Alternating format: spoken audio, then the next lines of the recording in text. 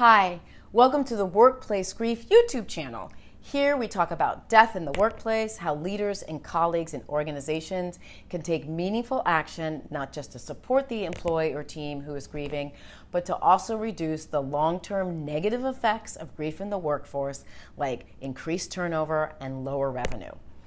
So today we're going to talk about the number one thing never to say to anybody who is grieving.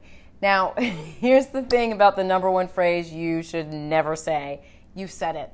I am 99% sure that you've said it to somebody. And in fact, you may have even said it to someone in the office under different circumstances today. It's a phrase that feels helpful, and when we say it, we really, really mean it in the moment. But then we walk away and we realize we don't totally mean it. It's ambiguous in that it doesn't really have any real meaning. And we're not even really sure where we learned it. We just know we think it's something we should say. And I have to let you know, even today, as a grief support expert who works with corporations, it's always at the tip of my tongue. Like, I have to tell myself and force myself not to say it. So before I go into this, I do want you to please give yourself blanket forgiveness, because you didn't know that saying it was not helpful. And in fact, it might take you a while to even believe me that it's not helpful, but hopefully by the end of this video, you'll see why it's the least helpful thing you can say. Now, this is not just my opinion. I have asked over 1,000 people who have dealt with significant loss, and they all agree it's not helpful. The problem with the phrase is that in the beginning, early on in the loss, it signifies wanting to support somebody. So when a colleague or a team is newly grieving and they hear it, it actually brings comfort. But make no mistake, after a few days, they discover that it's not helpful. So again, just remember to give yourself a blanket forgiveness, because you've said it. And after this video, you'll know not only not to say it, but you'll know what to say instead. So the phrase is, if you need anything, let me know, or some variation of that. Now, I know it feels like Kim, what are you saying? Like, that is super helpful. I am telling them that if they need anything in the world, they should let me know and I will do it. And when you say it, you really do mean it. But there are 3 specific reasons why that is not a helpful phrase. The first thing is, what is anything? Like, really, think about it. What do you mean by anything? Are you going to go pick up their snot-nosed preschooler in your brand new Mercedes when you don't have kids? Are you going to pick them up from preschool? Is that what you mean by anything? Or did you mean that you'd be happy to drop off a gallon of soy milk? Did you mean that you are willing to go to Russia and get some special caviar? And I kid you not about this. Or did you mean that you'd be happy to sit and talk to them? Anything is too big a word for anybody to wrap their head around, and particularly for a person who is grieving. Their brain is literally restructuring itself. And when you go up to a team leader or when you go up to a colleague who's grieving, you say, if you need anything, let me know. They don't even know what anything is. And that's reason number 2. Reason number 2, it's the least helpful sentence to say, is because they have no idea what they need. A person grieving is in such a mental state that they don't realize what they need until they need it. I remember my husband had died. We have these 3 kids. I'm trying to cook dinner, and it's early on. I don't need to be cooking dinner, but I feel like somehow cooking dinner is an accomplishment. And I get the water boiling, because I really wasn't cooking dinner. I was just going to throw pasta and sauce on the table. So I get the water boiling, and it's boiling, and I go into the cabinet, and I realize we don't have a single thing to boil. No rice, no pasta, nothing, right? At that point, I needed someone to run to the store and get me pasta. But I didn't realize it until I was in that moment. So when you're asking someone, a grieving person whose life and brain is already scrambled, you are now asking them to take apart their day and to figure out one thing that you might be willing to do for them. So what you've done inadvertently is instead of trying to offer them help, to support them, you have now put additional pressure on them to figure out what anything is. I know, it's mind-blowing. And it's also really sad because that's not what you meant to do. The third reason it is the least helpful thing to say is, let's just say your person figures out what they need. Now, they have to have the courage to call you up and to ask you to do something that you may not even really want to do, right? Let's go back to that, picking up that snot-nosed preschooler, which I had, not preschooler, elementary schooler, I had at the time. So it meant that I would have to call you up and say, hey, I know you're at work, but I really need this. Can you go pick up my youngest son from school? He's vomiting. Do you mind? That puts you in a really awkward position because that's not what you wanted to do in the first place. And it puts me in a really awkward position because I really need it. And to be rejected is too painful at that point in time. So you can understand now, hopefully, why saying that phrase is the least helpful thing you can say. What is anything? You are now put the pressure on the person you're trying to help to figure out what anything is, and you've put additional pressure on them to reach out to you in their vulnerable state and to risk being rejected. So I hope that you'll never use that phrase again. It may sit on the tip of your tongue for the rest of your life, and that's okay. But I hope that you won't use that phrase again. I will say one caveat to this one. If this person who is grieving, if this colleague is grieving, someone you've been working with for 15 years, you know them really, really well, and you know that they will call you and go, oh my God, I need pasta, and you know you will go get it, that is the only time where that phrase is an okay thing to say. But all other times, it's just not helpful.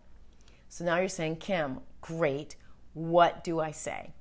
Well, the good news is there's lots of things you can say. But I do want to go over what you can, let me do this. Let's talk about what you can say, one thing you can say, and let's talk about some action that you can take. So many years ago, there was a girl here in Los Angeles, a 13-year-old girl who was hit and killed when she was crossing the street to catch the bus. And it was all over the papers because it was such a tragedy. And there was a rabbi who gave a talk at that funeral, and something that he said just really moved me. One thing he said, do not tell this family that it is God's will, or that, God doesn't give you more than what you can handle and that you stay strong. Instead, say this: you are not alone. I love you, and your pain breaks my heart. And this is from my book, 100 Acts of Love, A Girlfriend's Guide to Loving Your Friend Through Cancer or Loss. And it's from the chapter called What to Say. And the reason I love this is because it allows you to sit in the grief with them for even just a moment. And when a person or team is grieving, being able to sit with them and to acknowledge their grief for even just a brief moment, no matter how uncomfortable it is, it's a really powerful thing to be able to do. So that's one thing you can say. Another great thing for those of you who really want to go into action right away is be specific on the kind of support that you are willing to give. Now, this book is dedicated to a gentleman named Kinney who works at the Venice Farmers Market plus some other farmers markets here in LA. And when I told him that my husband was sick because he had cancer before he died, Kinney said, if you need anything heavy moved, let me know. And to be flat out honest with you, I was like, that is the weirdest offer ever. But it stuck in my head. And it stuck in my head because it was so specific. And the other reason it stuck in my head is because he repeated it several times to me. Not in that one moment, but I would pop into the farmer's market every other Friday or third Friday or sometimes, and he said, remember, if you need anything heavy moved, let me know. So I remembered it. And after Art died, I decided that I needed to rearrange the living room, right? I needed to figure out a new way to live. And we had a grand piano, and guess who I asked to come over and help move it? So the more specific you are about the kind of support you can offer, you're doing the person a favor on two levels. One, you're being specific, and that specificity is so important, especially to a grieving brain that is still, rearranging itself. Two, you're making it safe for them to ask for help. because not only are you being specific so they know exactly what you're willing to do, there may be things that are like tangential to what you do that they need, and they are more likely to come to you because you've been so specific. So here's some great examples.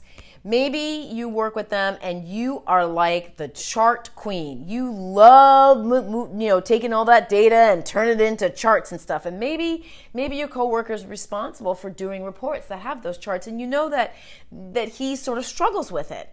You can offer and say, hey, look, I know this is going to seem kind of weird, but I know you have this report coming up, and I know your life is kind of a little bit of a mess right now. So if you need me to do charts for you, you let me know. I will wiggle those charts around for you like nobody's business. I know it feels weird, but it's specific, and it's something that's really helpful to them, right? You can be like, hey, you can be the grocery person. I am going to be going grocery shopping every Friday at noon. So I'm going to call you at 11, and you let me know what 5 things you're almost out of, and I will come by, I will buy them and drop them off at your door. Or I'll do it Thursday night, and I will bring them into work on Friday for you so you don't have to worry about it, right? As specific as you possibly can. And it feels uncomfortable because you're like, well, no, I want to offer general support. I just want to let her know that I'm there for them. I just want him to know that I feel his pain, and that's important. But if you really want to be of service, if you really want to help, the more specific you are, the more helpful you are. Because I'm going to tell you something. Grief doesn't end after a month. It doesn't end after 3 months. It doesn't end after 6 months. And you know what? It doesn't end after a year either. And so when you are specific about what you're willing to do, and they're having a bad day at 18 months out, it's just really rattling, grief is really rattling their brain, and they remember that you offered this thing, you said you'd do their charts for them, you give them comfort. And they can call you up and say, hey, I know that you offered this a while ago, but can you please do this for me right now? I mean, what a gift that is. What a gift that is. So there you have it. That is why that phrase, if you need anything, is the least helpful thing you can say. What is anything? You're putting the pressure on them to come up with what they need, and they don't know. And then you're also putting the pressure on them to be strong when they are feeling so vulnerable to ask you to do something that you may not want to do. So instead, make sure that you're specific and just acknowledge their loss. Y'all, do not underestimate how powerful it is to acknowledge a loss. All right. Well, that is it. Please make sure you like and subscribe. I keep forgetting to do that, but like and subscribe here. We talk about all things grief here. And if you have a specific question about how you want to support an employee or your colleague or anything else like that, drop me a line. I promise I won't use your name, but your question is probably the same question that 100 other people have. So please ask it.